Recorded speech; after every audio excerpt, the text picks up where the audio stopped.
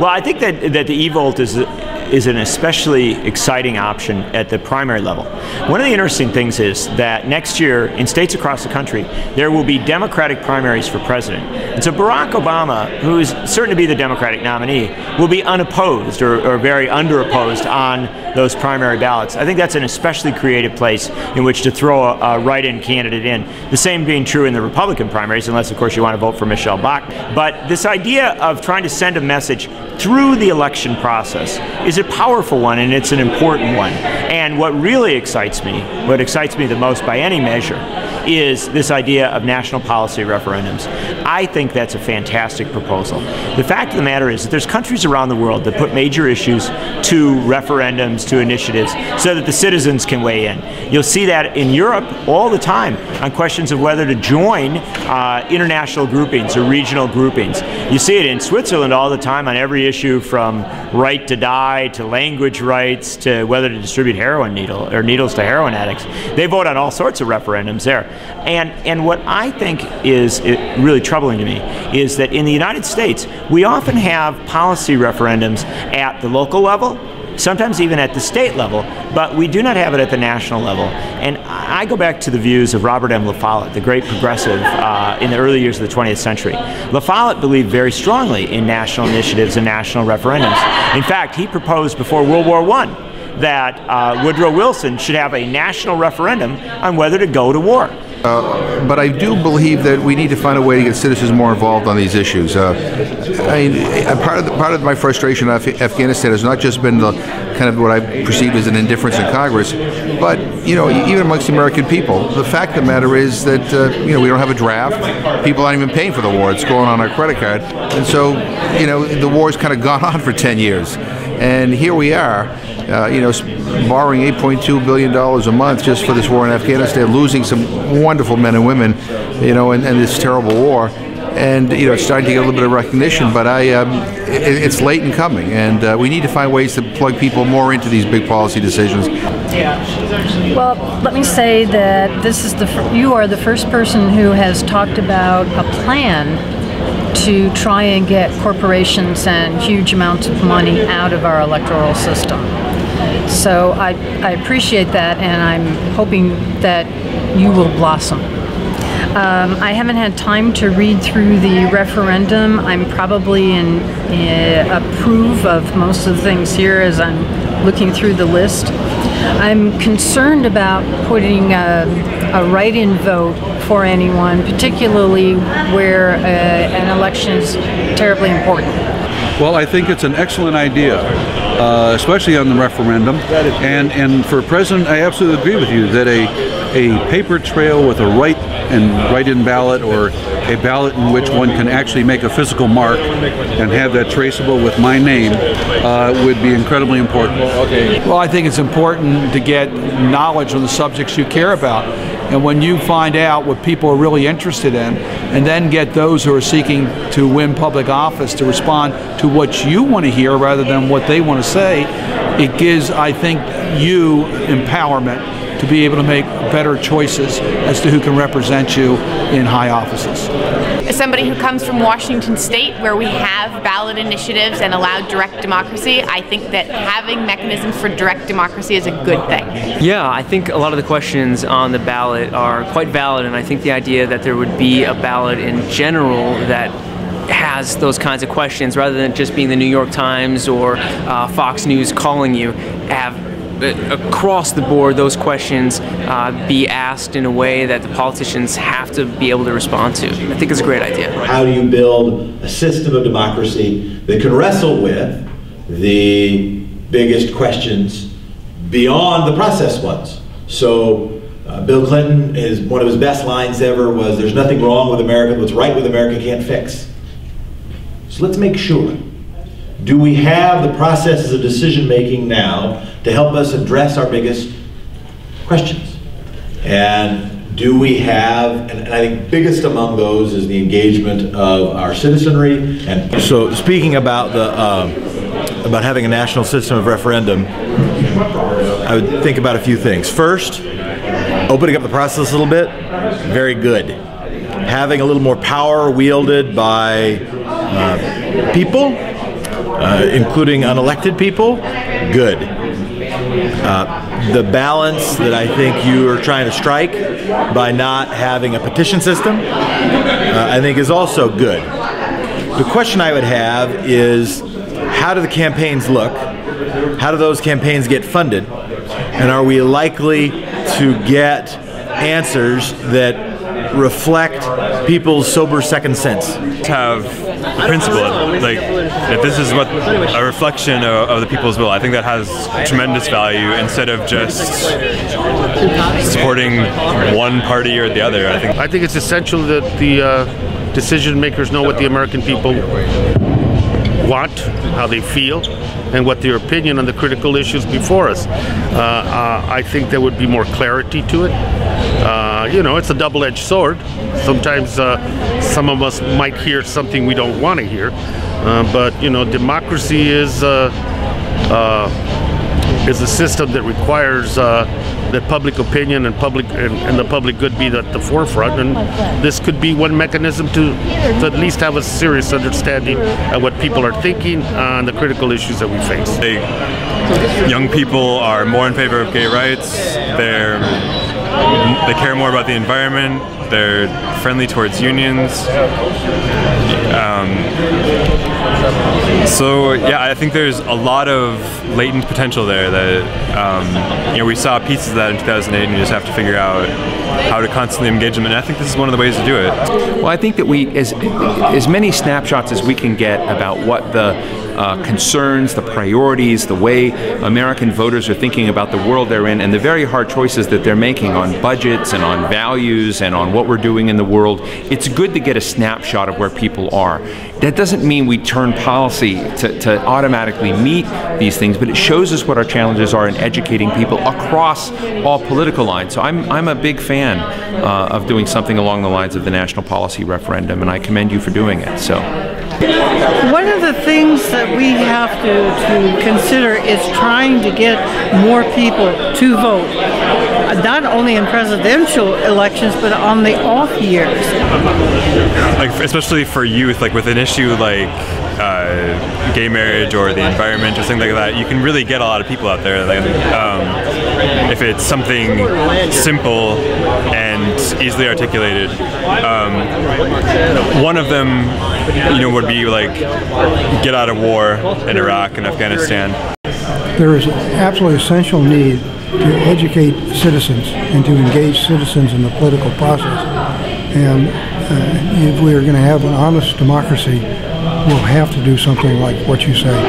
I hadn't heard of that before. It's the first time I've heard of it today. But that is the kind of action that's needed. To do that, it will have to be carefully designed. And to do it right, it seems to me, you have to work at a higher level of engagement. It isn't simply a passive kind of facts and rules engagement, but it's an engagement with the political process so people start to understand how the government works, what the role of politics is within an entire society, and their responsibility to be informed citizens. Well, I think that anything that is designed to educate voters and people in the population, period, is very advantageous.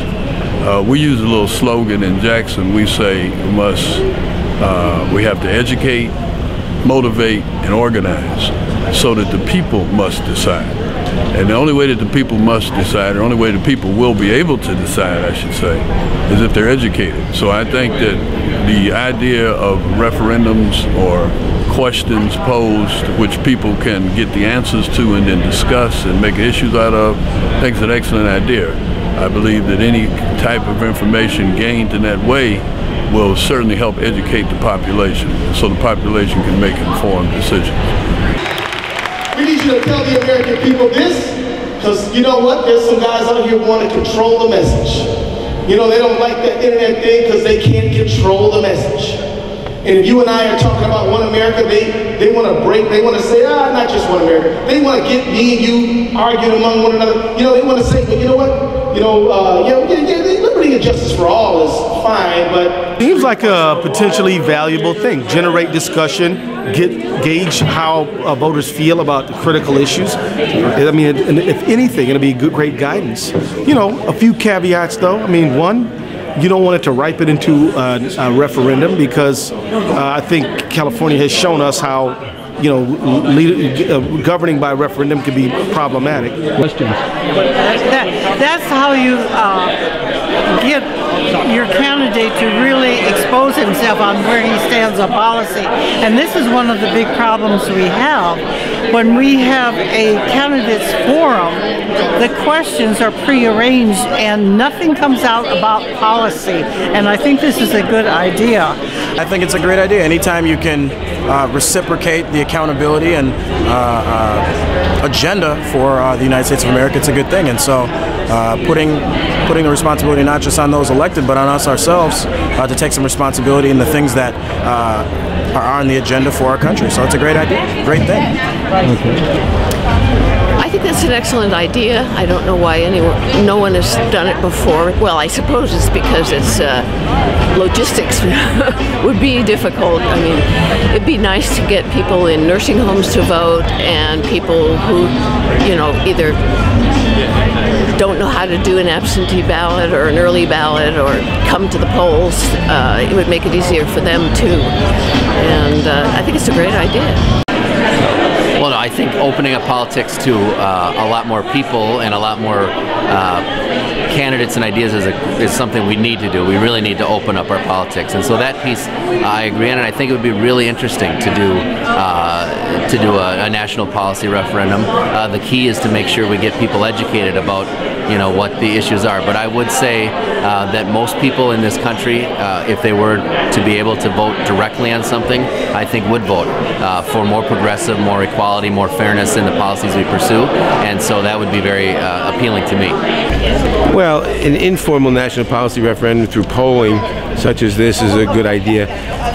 A formal government-run national policy referendum, I would not support. That's like the referendums you have in California, and too often those kinds of referendums are won by whoever has the most money. Except that this is a policy referendum. I agree with you. I'm from California. We make terrible law by initiative. But I'm saying as a policy guidance for our government for the next 4 years. Guidance makes sense as long as there's nothing binding about it. Can't hurt. My job is job title is also the responsibility as representative, and this ability to use that input that's coming from people, I take it very seriously. You have golden opportunity if you're doing this job right, and you're using those online letters that come in, those phone calls, or those you know, grocery store visits we do where people walk up and talk to you.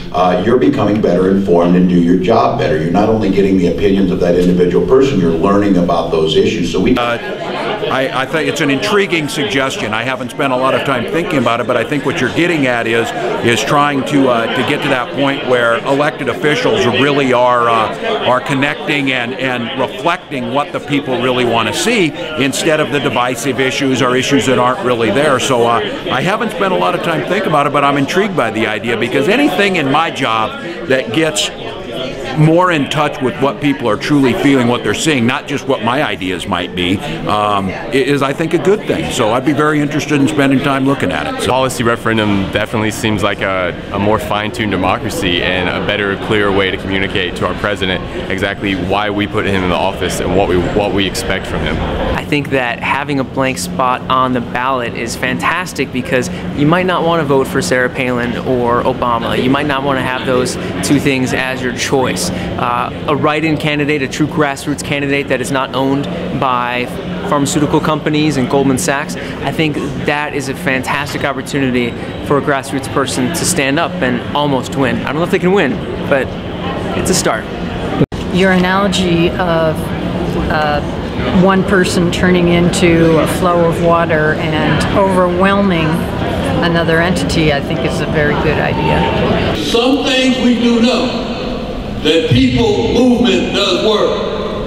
And that as we combine people in coalitions in order to fight against injustice, that does work. And as we pass on the legacy to stand for justice and not to surrender to fear to our children, that will work. Letting the people weigh in that way, I think it's very powerful and very useful. And let me give you the core reason why I think it's so powerful. And that is because so often we have unfocused debates about issues. We end up off on a side area rather than focusing on the core of it. So if we had a referendum in this country before the Iraq War saying, how do people feel about it? Do you want to go to war? Don't you want to go to war? Then the debate would be very, very focused. It wouldn't go to the side issues, it would go to the heart of it. Similarly, do you want to get rid of Medicare? Don't you want to get rid of Medicare? When you go to those heart and soul issues, I think it's much easier to frame the debate, to have a real discourse in the country. I think it forces our media to step up to the issues rather than to go off on side tracks and deviations. So there's a lot to be said for this, and I hope that the Evolt folks get a good hearing and get their message out across this country, because Robert M. La Follette, the great progressive, was right. The cure for what ails democracy is more democracy, not less. The problem in America right now is we have so many places in which we're diminishing our democracy. I'm excited about any effort that seeks to expand democracy.